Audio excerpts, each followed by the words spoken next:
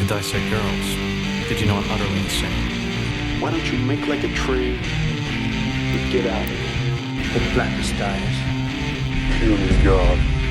Come on! To make this console. You're terminated, fucker. Live or die, man. Roads? When we're going, we don't need roads. There can be only one. Kill you all. Goonies never say die. You call me Joker. As you can see, I'm not happy. Are you not entertained? This is friend. Happy trails, Hans.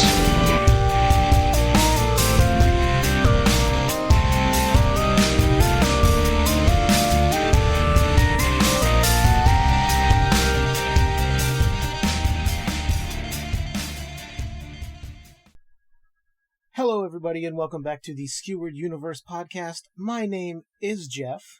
No, it's not. Yes, it is. Check my driver's license. My name is Jeff. And I'm Leiann.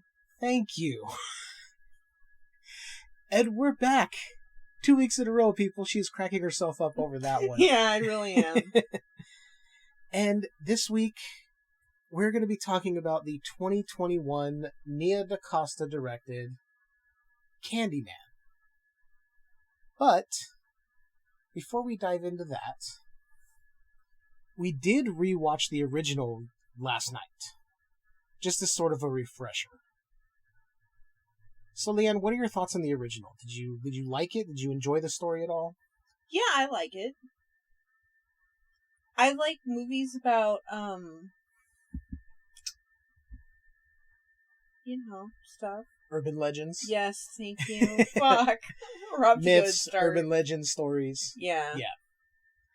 I hadn't seen it for a number of years, and I was really, really impressed with how well it holds up. It's still really good. I can't tell if excuse me. I can't tell if he likes her or doesn't like her because he's seducing her but also wants her to die and suffer. I think it's a little bit of both, because a lot of it kind of gave me those, like, Hellraiser vibes a bit. Same. Where it's like, look, I'm going to entice you with the pleasure, but just so you know, there's also going to be immense pain. Yeah. So I'm curious where this is gonna go. Yeah, apparently this one is just listed as a sequel to the original in the now gentrified Chicago where the legend began.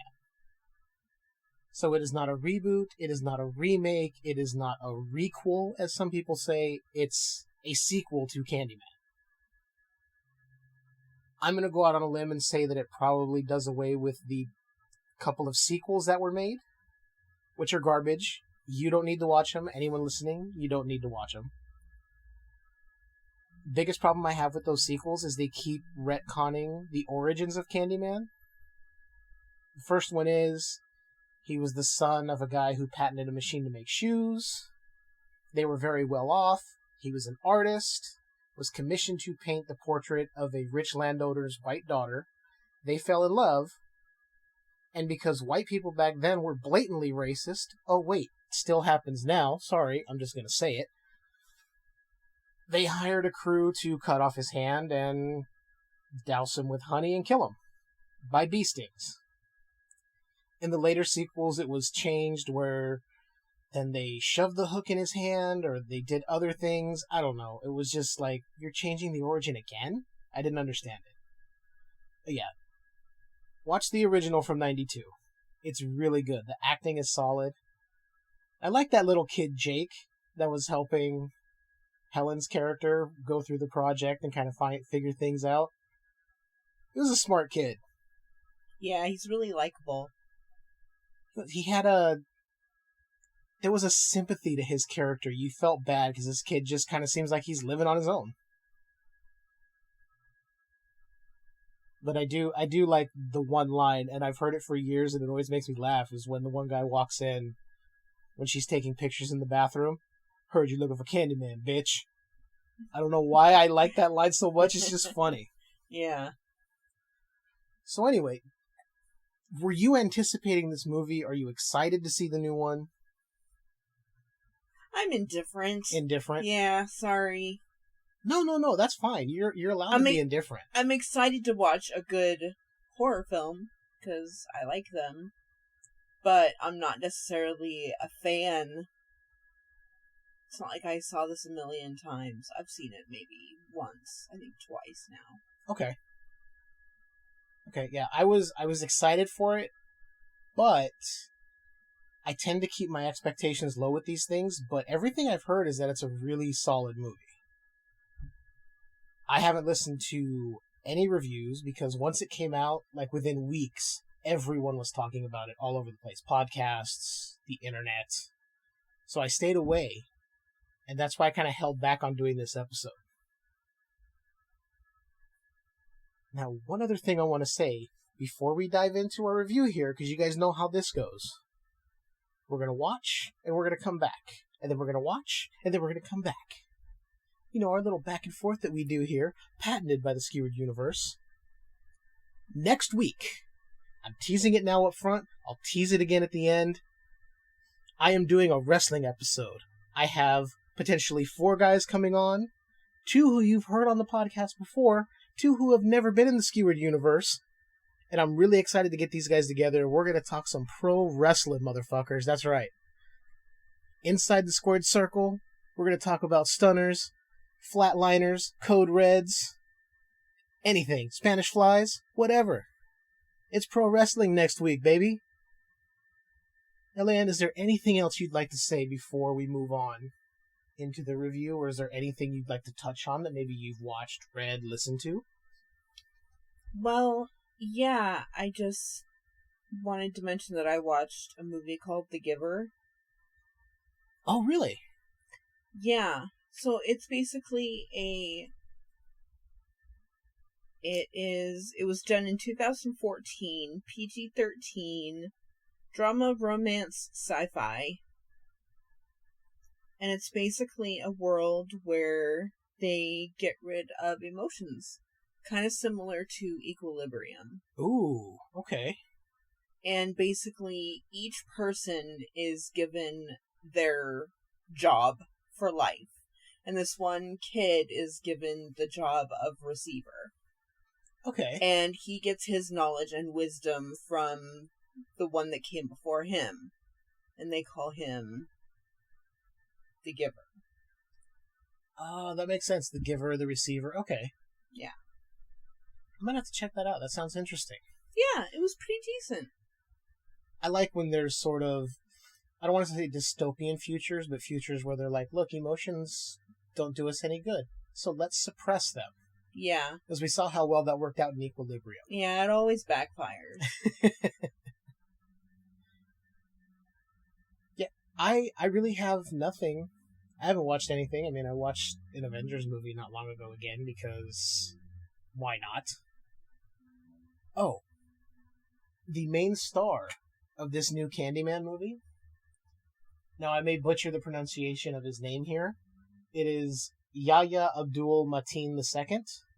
You, Leiann, might remember him as the friend who brought over the video game in the Black Mirror episode Striking Vipers. Oh, that's exciting. I first recognized him, before I had seen that episode of Black Mirror, as Black Manta from the Aquaman movie.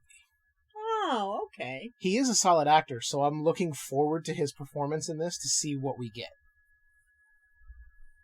Also, up front, I'm going to apologize if you guys hear a slight noise in the background. It is the PS4.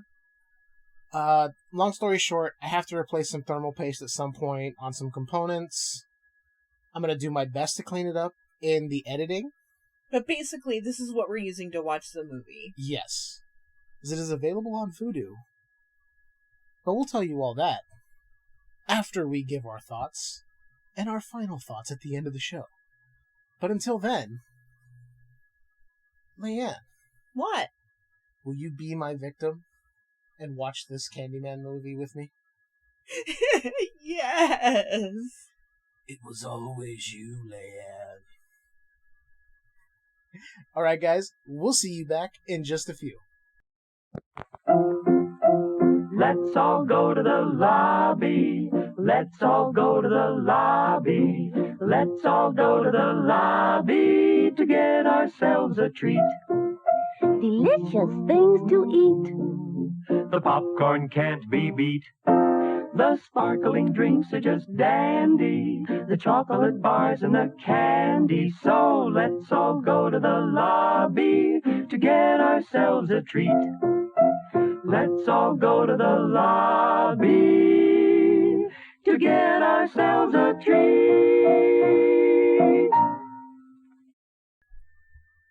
All right.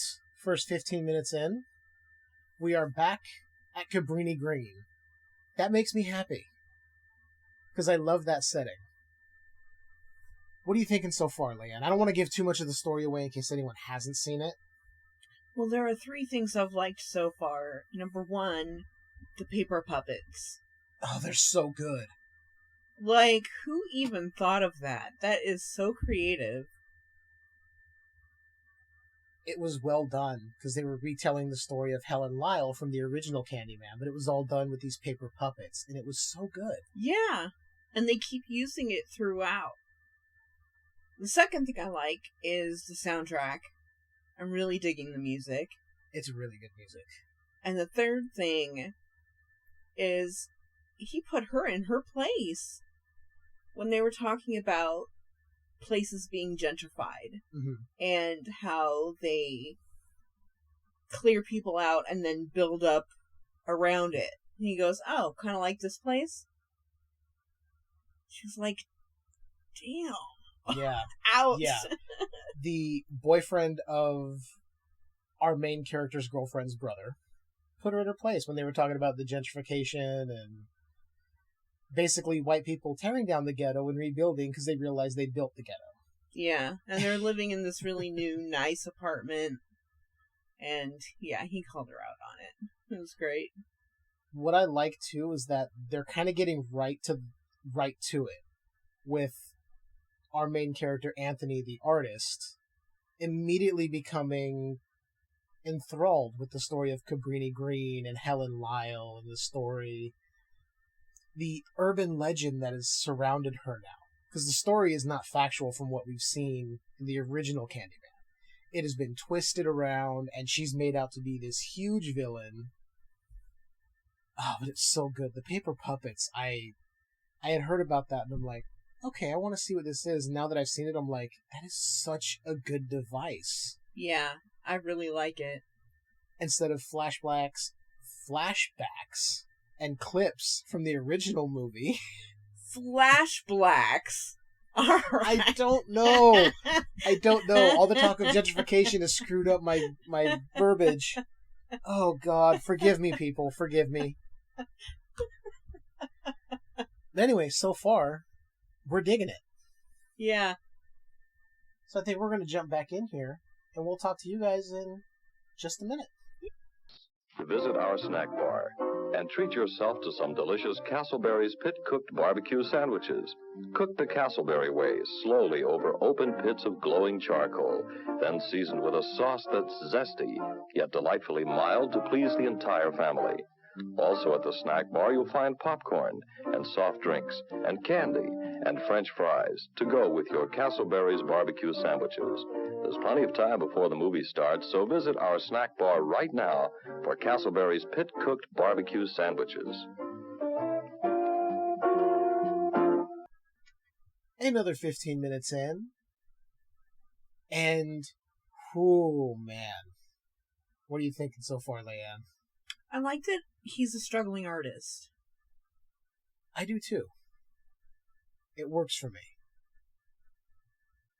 The other thing that I see is there's kind of a parallel between our artist character and the grad student character from the first one. Both infatuated by the stories of Cabrini Green and then finding out about the legend of the Candyman. One thing we didn't touch on was the very opening of the movie. Started in 1977, where we see a kid going to do laundry, and he encounters a man holding out a handful of candy with a hook for a hand. Very, very reminiscent of what we know as the Candyman. He was smiling a lot, too. And it was fucking creepy. But I don't want to say any more because what happens with that story when Anthony, the artist, goes and finds out later is actually very important to the story, I feel. The other thing that kind of clicked for me, and it's a theory, I could be wrong.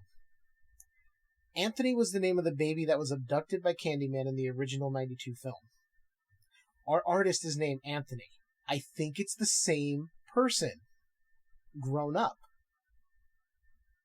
I like that theory. I don't know if it is, but I kind of got a chill down my spine because I realized when they kept calling him Anthony, and I went, wait a minute, well, you need to call your mother. This and that. I'm like, what?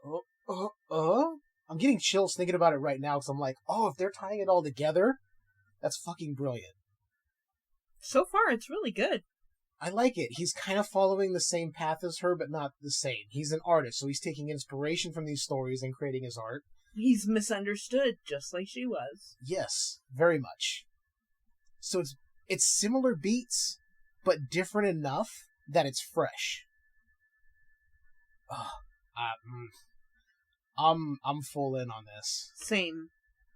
All right, we're gonna jump back in because this movie's good so far. And the next time we come back, we'll be 45 minutes in. Yes. All right. Talk to you guys in a bit. As everyone knows, rainbows usually have a treasure at the end. Let's follow this one and see if we can find the pot of gold.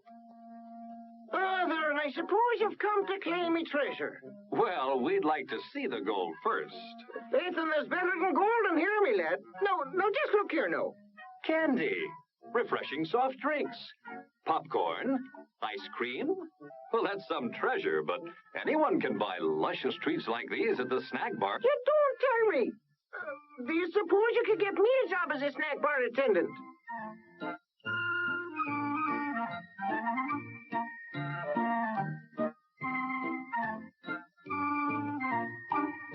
Show starts in 5 minutes.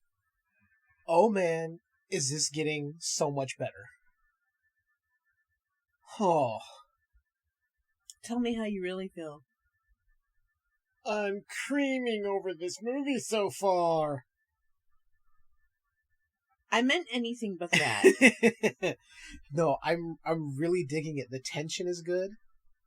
I like the fact that when they were in the museum and the two people were getting hot and heavy, you could see his reflection in everything.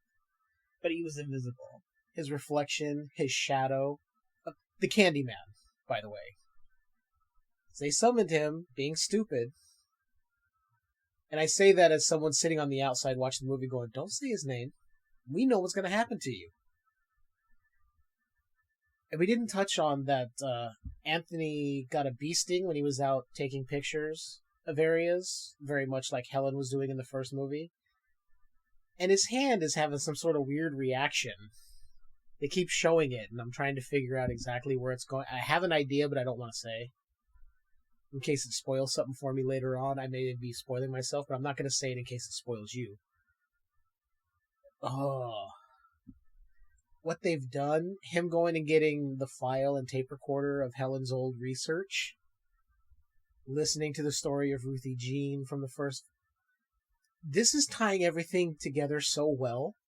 The critic is finally seeing that, oh, his work is very good. Yeah. After the murders happened and they said, Anthony's name on television and his art piece, and he was smiling about it like, oh, they said the name of my work. They said my name. And his girlfriend and her brother are looking at him like, are you stupid or something? Murders happened. It's really good. That elevator scene for me, that was tense. Yeah? Yeah. Just everything that happened. He found a piece of candy. With a razor blade.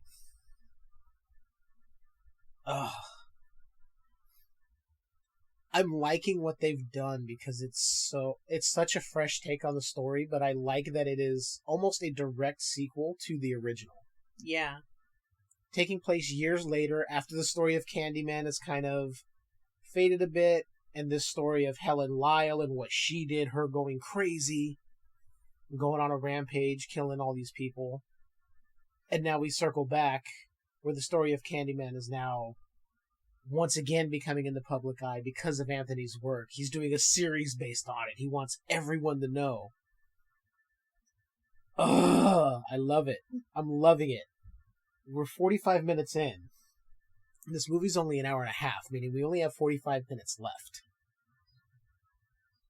A lot can happen. Yeah. And I don't want this to turn out to be a movie where we're positive now and by the end we're like, But I've had movies do that to me before. I'm sure you have as well. Yeah. So I'm trying to keep my expectations for the rest of the movie low, but it's hard when everything I've seen so far is done chef's kiss almost perfectly. Anything else you'd like to add, Leiann? No. All right. We're going to get back to it. See ya. It's intermission, it's intermission. It's intermission, it's intermission. Ice cream, candy, lemonade too. And there's a hot dog waiting for you. The popcorn's popping and it's ready to go. You know all the great food is stealing the show. Get up out your seat and get yourself a tasty treat down at the snack bar. Snack bar. Pardon me, boy. Yeah, baby. Will you take me to the snack bar? You know what I like. Everything's ready when the first meal's over. There's nothing like a pizza with a ice cold cola. Get up out your seat and get yourself a tasty treat down at the snack bar. Snack bar. It's intermission, it's intermission. It's intermission, it's intermission. It's intermission, it's intermission. It's intermission, it's intermission. Get up out your seat and get yourself a tasty treat down at the snack bar. Snack bar. It's intermission. We're back. Another 15 minutes in. It's picking up. Yeah. It's picking up a lot. I neglected to mention something that we found out that Anthony's girlfriend, who is, I believe she's an art dealer or an art curator for a gallery, helps him get his work in shows. She's also got a pretty fucked up past, because her dad was also a tortured, misunderstood artist who killed himself. Which, why she would want to go into the art game after that, I don't know, but doesn't give too much away. It's just something noteworthy that both these people have come, well, presumably Anthony has come from some twisted past. In my head, that's what I'm thinking. She definitely has, and they've come together in this world of art once again. Oh, man. Leiann, what are you thinking? I'm really liking it. Especially where we're at right now. We're about to see some teenage children die, hopefully. Yes. Stupid high school kids summoning Candyman in the middle of the school day. Yeah. I tried to summon Bloody Mary when I was a kid. When I was in the school bathroom. Mm-hmm. And you're supposed to say Bloody Mary 3 times. So I said it 3 times. And there was nobody else in the bathroom, but one of the stalls flushed. Fuck that. Yeah. I never had the balls to actually do it. I did listen to a podcast years ago where they were doing like a sleepover thing, and they were doing a bunch of games. So they were doing Bloody Mary, and then I think another one was Blackbeard. I don't know. I think there's so many of these legends. You say the name in the mirror, or say some phrase in the mirror, supposed to summon them, and they kill you. I never had the balls to do Bloody Mary. I think I said it like twice, and then was like, nah, you know what? I'm good. I'm good. Now I feel like living today. It's like, you know, I don't really believe in it, but on the off chance that I'm wrong... Just in case. Yeah. I think I did say Candyman 5 times in a mirror after I saw the original, just because I was like, yeah, I bet it wouldn't really happen. And it didn't, of course, because it's a movie. It's a story by Clive Barker. But we're also learning that it's not a person.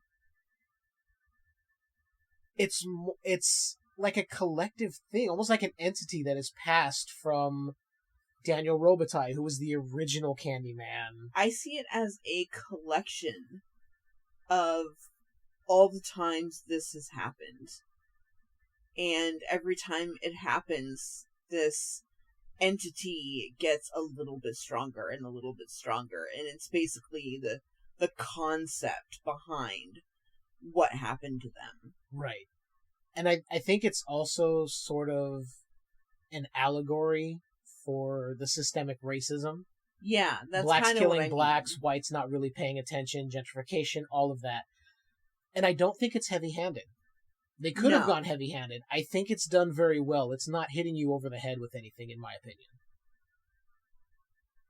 And we got more paper puppets. Yeah. Talking about Daniel Robitaille. I enjoy those paper puppets.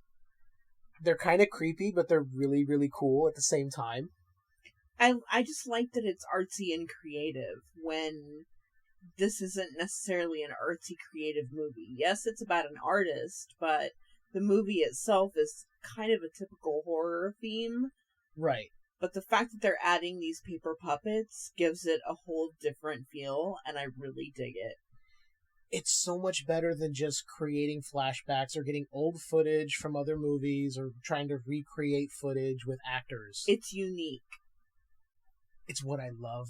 It's one thing I love about this movie.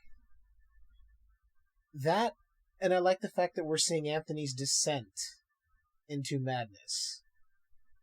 He's now seeing the Candyman reflection.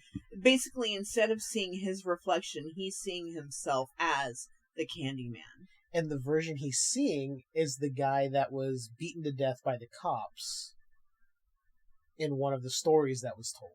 I won't tell you what story. You got to find out for yourself if you haven't seen it, but oh man, it's so good so far. I'm really looking forward to seeing these kids die. Oh, obnoxious assholes. The deaths in this are so grisly. Yeah, they're good.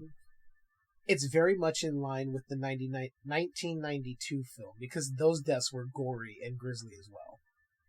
They're not shying away from it here, and I'm enjoying that. Because there's so many movies that could be like, well, we're going to imply it. We're going to show you a little blood, and then we're going to cut away. Yeah. They're like, nope. These bodies were completely eviscerated by a hook. Here's what it looks like. Oh, the gorehound in me is so fucking happy. It sounds like it's angry. Angry happy. It's a happy rage. Happy rage. All right, we're going to get back to it, guys. Let's watch these kids die. Yeah, we're going to see some kids die. Die, teenagers, die. Hey, son of a gun! It's refreshment time!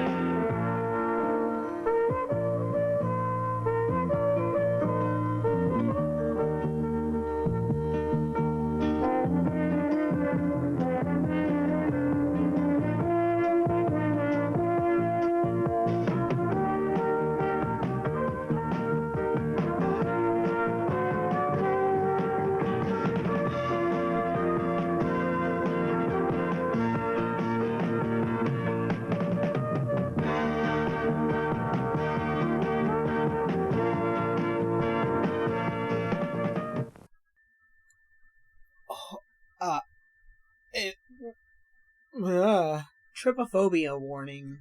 Yes, very much so. Because Anthony has something happening to him that is very much unholy yet holy. Yeah. Holy as in holes, not Jesus-y. But holy shit. A lot of kids die in this movie. A lot of kids. Because kids are dumb and do stupid shit. Like say Candyman's name 5 times in a mirror. I don't feel bad for him. I don't know. What? You're gonna tempt fate by summoning an urban legend? Because, it's not real. Nothing's gonna happen. Yeah, Here's a hook in your ass. I literally just got done telling you I did that as a kid. I know. I'm What an asshole. I'm being funny. I'm trying to be funny. No, it was brutal. Those deaths were brutal. We didn't see a whole lot, but ooh. Yeah, they like to keep it either off screen or skewed somehow, or in the shadow, or really small. With the exception of the first two in the gallery. Yeah. They showed the girl getting her throat ripped, like, right in camera. And then the other guy getting killed, pretty much right there. That one lady got killed in her apartment. As the camera's panning away from the building, you see her, like, levitating and essentially being thrown around the room. Slammed into her sliding glass door to her balcony. Ugh. Where this is going is not where I expected. But it kind of is, because you called something that was happening. Yeah. And if you've seen the original, you'll put the pieces together when they fall into place. But where we're at now, this is not what I was thinking.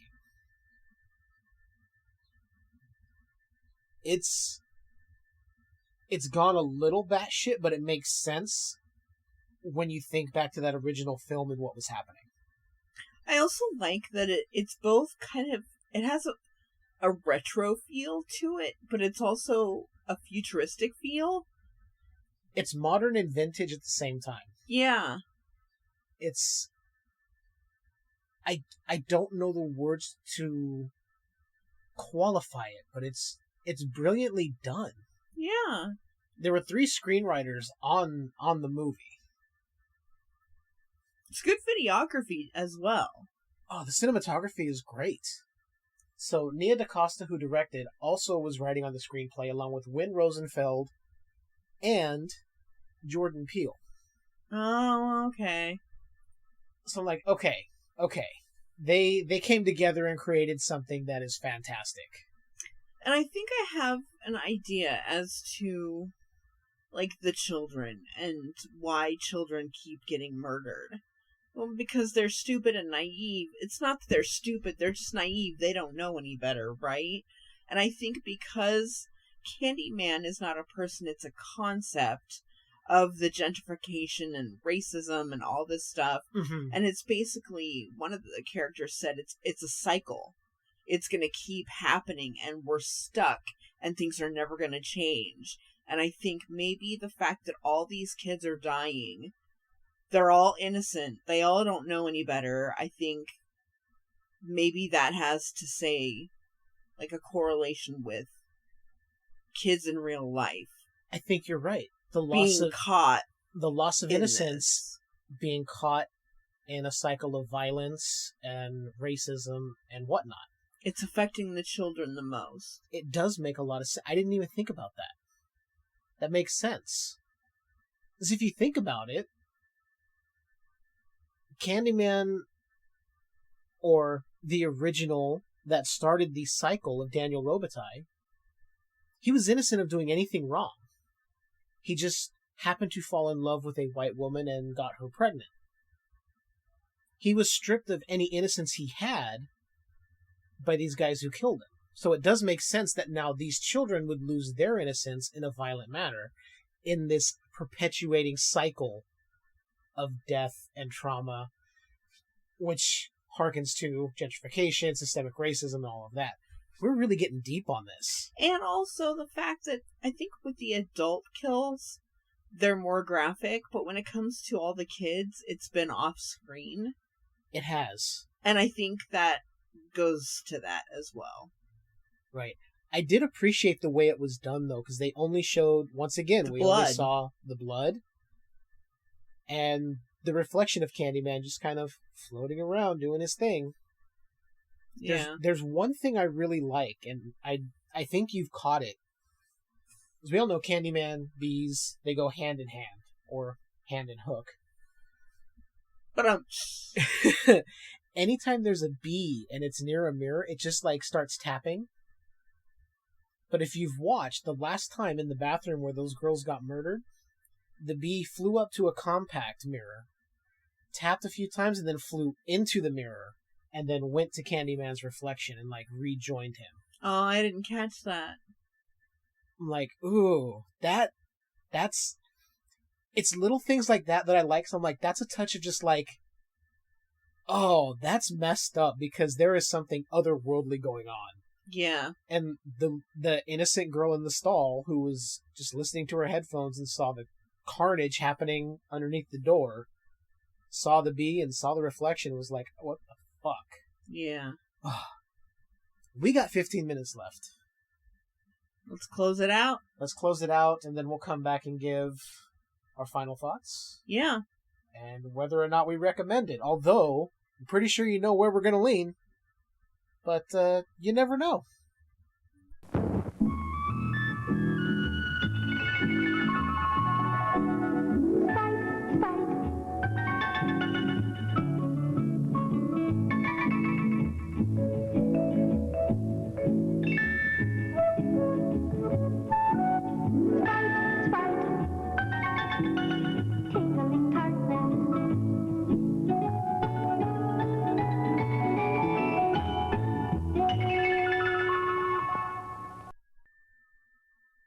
And we've come to the end of the film.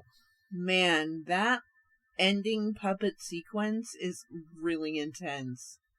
It's intense. And it may sound weird, but it's beautiful at the same time. The way they told those stories of each of the different victims who were resurrected as the Candyman. It gave us all the stories of those, not Daniel Robitaille, but the others in history. Oh. And then we even got a thing at the end saying how we can look up resources on how to help. With racial injustice and other things. Yeah. I appreciate that, because something needs to be done. This movie really had a lot to say, and I hear it loud and clear. Very loud and clear. And I can't speak to any of it being a white man in his 40s. I don't understand it, so I want to learn more about what I can do to help. Support black-owned businesses.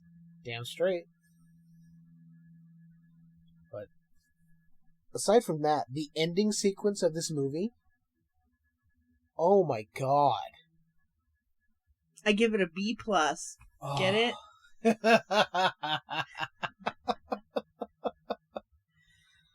Out of 5 B's, how many B's do you give it? A bazillion. Okay. Insert rim shot here. Yeah, I rate this movie high on the list. I want a physical copy in my library someday. 5 out of 5 B's for me. Yeah. And, the end, where we get the tell everyone what we see happens. Oh, I loved it. I loved it. I'm not going to say, because it's kind of a major spoiler when you see what happens, but... Yeah. Oh, that ending, it was good, but it was powerful with what happened with the cops coming in and everything. It's like, yeah. Super intense. And you see it and you're like, I can seriously see that happening. Fabricating stories to fit their own narrative. Oh, it does. It happens all the time. And it's... As a horror movie, as a supernatural slasher, this movie is fantastic. As a horror movie that is a supernatural slasher that has a message to say, it is even better in my opinion. It kind of reminds me of Get Out. Where Get Out was this very psychological, fucked up thing, but there's an underlying message. And it's not them hitting you over the head with this thing. It's just, we're just going to show it to you. There wasn't all these things where everyone was talking about it all the time. they basically said, Candyman is what we use to explain what's happening. It's like, oh, okay. Plus, I really like horror films that focus on humanity, because humanity is the real monster. That's true. That's the truth of the matter.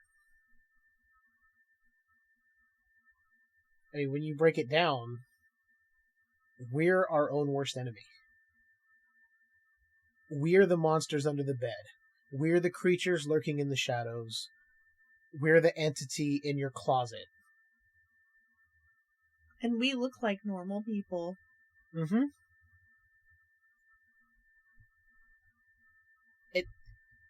Not to get off track, but it's kind of like, what was that? There's a Twilight Zone episode, The Monsters on Whatever Street or something like that. And they're just people. Yeah. So, I mean, Rod Serling knew it way back then. And, yeah. This movie's message, I think, is like, can we just stop all the bullshit and stop killing ourselves and stop with racial injustice? Because we're all just trying to live our lives. And I'm going to recommend this as a horror movie for anyone who wants to watch a horror movie. But I'm also going to recommend it. You know, I'm going to recommend it to white people. If you're a horror fan, watch it. Listen to the message they're telling you. Take it to heart. I also recommend it as a gore lover. Oh, yeah. Oh. The gore is so good. Let's pull back from all the political stuff, because, I mean, it's very... We got into a lot of it. The effects, the gore effects in this, are top tier, in my opinion. Yeah. The further progression of Anthony's condition, starting out as a bee sting, and... Ooh. Going all the way up to his neck, up to his face. Ooh. As soon as I saw all the holes, I went, oh, no. Yeah. It's like, oh, I saw it and I went, ooh. And then I was looking at it more and I'm going, beehive. Yep, me too. Yeah. I was like, oh, I don't like that. And I get the bees, but I'm like, ugh. The gore was good. The story, aside from the message that we were given, the story was so goddamn good. Continuing on from the 92 film and just catching up with some of these characters later on, and not putting it together until certain points in the movie and going, oh shit, this all ties back. This is all... It kind of makes me want more of these movies, more in the Candyman universe, but I don't know where you could go from here. I don't. You could do an infinite amount of Candyman. Different types, different stories. You could. You definitely could. For me, it's so ingrained in Cabrini Green in that area.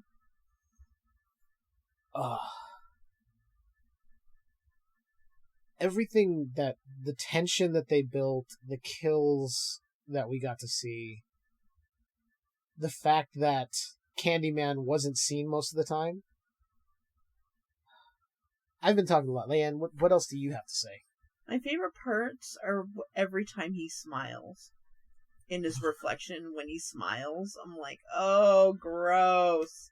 It's so creepy and gross. Ugh.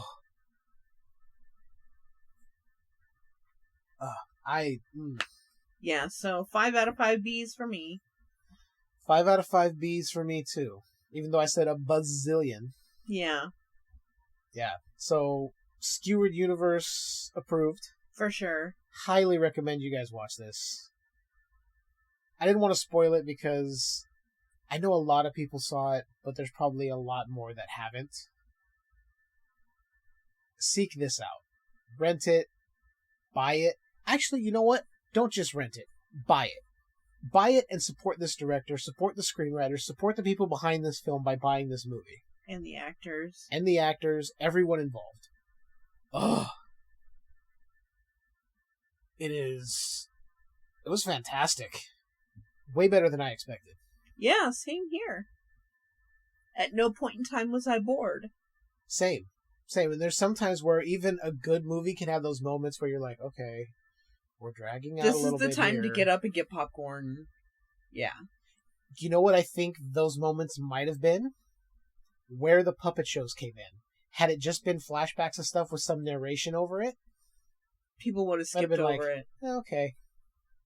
You could have checked out a bit, but because the puppets were so intriguing and eerie yet beautiful. Yeah. I do like the fact we find out that those paper puppets belong to the kid who encountered the guy when he was doing the laundry in the apartment's laundry room. Yeah.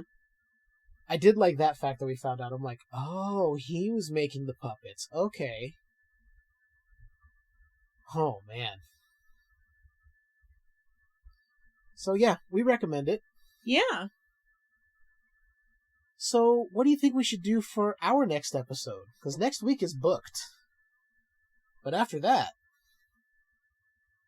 you have any ideas? We're going to spitball something here, or do we want to wait and see what comes across our plate? I don't know. Okay. We'll wait and see. Because next week, as I said at the beginning of the show... You are so stoked. Ding, ding, ding, bitches. The match is gonna start. Pro wrestling show. There will be 5 of us on there. 4 friends of mine coming on. 2 who have never been in the Skewered Universe before, and I am excited for this. Ugh! So much testosterone. Yeah, brother! We will reap the souls of those who don't like pro wrestling. Oh, that hurt. Yeah, but it was kind of spot on. Yeah, so in case you can't tell, I am excited to talk about pro wrestling. I know it's outside of the norm of what we do, which is usually movies and shit. Yeah, but it's your passion. It's your wheelhouse. Oh my god, I've consumed so much pro wrestling. So if you're a pro wrestling fan, make sure you check that show out. And plus, you have a lot of smart takes on it. I try to. A lot of people have a lot of opinions, but your opinions are based in kind of facts and statistics, and you're able to call what's going to happen during a match. I appreciate that. Thank you. That makes me feel better about my nerdy passion of pro wrestling. No, I think it just comes from watching so much of it, but we'll touch on that next week. Yeah. If you guys want to contact us... Where can they contact us? Oh, well, Leiann, I'll tell you. Skewered Universe Podcast at gmail.com. Now, why would anyone want to email us? Oh, I don't know, because you want to tell us how great we are? You want to tell us how much you don't like the show? How much you do like it? I don't know. Give us any feedback. We'll take it all. What if they have questions? Send your questions. We'll answer them to the best of our ability. Yeah. I mean, don't ask me existential questions because I am not qualified to answer those. Give those to me. I'll give those to Leiann. Yeah, she's qualified. She has a doctorate in existentialism? Maybe? I don't know. Sure. Yeah, we'll go with that. You want to find us on Facebook? Just search for Skewered Universe. There's a page. There's a group. You can follow them. You're even on Twitter and Instagram? Yes, we post up there too. Yeah. I mean, when it comes to that, where you can get the podcast, you can get it like Podbean, Apple Podcasts, Stitcher, Spotify. Yeah. Yeah, all sorts of places. Amazon Audible. It's kind of everywhere. Yeah, if you have an Alexa device, you can go, Alexa, play Skewered Universe. And you know what's going to happen? You're going to hear us. And it's going to fill your house with joy and warmth and a lot of fucking swearing. Yeah. Yeah, because I swear like a sailor. Cunt liquor, fart knocker. Speaking of that, if you want to support the show, you can go over to patreon.com/Skewered Universe Podcast. You can support the show, help us do what we love, which is bringing you guys entertainment. movie reviews, shows about pro wrestling, and video games, and whatever else the fuck we want to talk about. We have a 50th episode coming up. Oh, that's going to be good. We got some good stuff planned for that. Oh, yeah. We also plan on doing the commentary for Demon Knight. And I think actually, after watching this Candyman movie, I think maybe this movie is right for a commentary as well. Even though we reviewed it, we can discuss maybe doing a commentary for it. Well, Candyman, not it. I have to clarify. Doing a commentary for it, I'm like, do you do it on both new movies? Do you do it on the miniseries? Do we just read you the book for several hours? I don't know. You don't want to hear me read the book. Anyway, if you support us on Patreon, you can get exclusive Skewered Universe Transmissions episodes where I talk about stuff that's maybe not necessarily right for the main show, or it's stuff that Leiann doesn't have interest in, like a lot of the Marvel movies. She's not a huge fan. She likes some. I've exposed her to some of them, but I am the comic book nerd in this duo here. So I'll be the one to talk about things like Spider-Man No Way Home eventually, and I still got to record something on Shang-Chi and the Ten Rings. But you can also get those audio commentaries that we were talking about. Go there and support us. It lets us know you guys are enjoying the show. It also allows us to keep doing this thing that we enjoy doing. It also bumps us up in the algorithm so that we're seen more. Definitely. And if any of those podcatchers you use have the ability to leave a review, why don't you do so? Leave us some reviews. 5 stars only, please. Because we're great and we deserve it. Leave some reviews. That helps us get higher in the rankings. More people will see us. And if you're not someone who likes to listen to them through any of those podcatchers, you can also find us on YouTube. And you can like and subscribe on there. And there's episodes that go up on there at the same time they're available everywhere else. That being said, Leiann, is there anything else you'd like to say before we close this episode out? I love you. Thank you for listening. And suck a bag of dicks. I second that. Suck a bag of dicks. I mean, I love you guys too. Thank you for listening. And keep enjoying that universe that's just a bit skewered. Skewered.